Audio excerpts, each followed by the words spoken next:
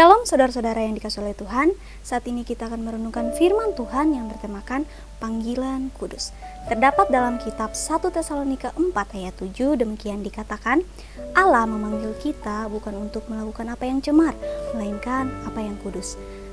Ketika seseorang ingin menjadi anggota suatu komunitas atau klub, maka ia harus memenuhi sejumlah persyaratan yang ditetapkan oleh komunitas itu.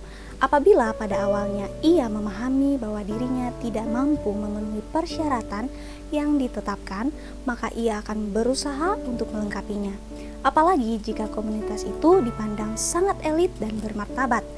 Sebelum Rasul Paulus menyampaikan mengenai kedatangan Tuhan Yesus Kristus yang kedua kalinya, di mana orang-orang percaya yang sudah meninggal akan bangkit dan mereka yang masih hidup akan diubahkan dalam sekejap dan mengalami pengangkatan atau raptur. Maka ia menyampaikan pentingnya memenuhi persyaratan untuk bisa berjumpa dengan Tuhan di awan-awan, bahkan akan selama-lamanya bersama-sama dengan Tuhan kelak di surga. Persyaratan yang dimaksud adalah kekudusan hidup. Ada beberapa bentuk hidup dalam kekudusan yang dipaparkan oleh Rasul Paulus. Pertama, menjauhi pencabulan atau pornografi. Tolaklah pornografi dalam nama Tuhan Yesus Kristus. Kedua, menyatakan kasih persaudaraan. Ketika seseorang memiliki kasih persaudaraan, ia akan menghargai perbedaan yang ada dan tidak akan melakukan pelecehan atau apapun. Ketiga, tidak usil dan hidup sebagai orang-orang yang sopan. Orang usil akan selalu mencampuri urusan orang lain dan merasa benar sendiri. Ia bisa bertindak tidak sopan dan melanggar susila. Mari kita terus tingkatkan kekudusan hidup ini sehingga siap menyambut kedatangannya kembali. Tuhan Yesus memberkati.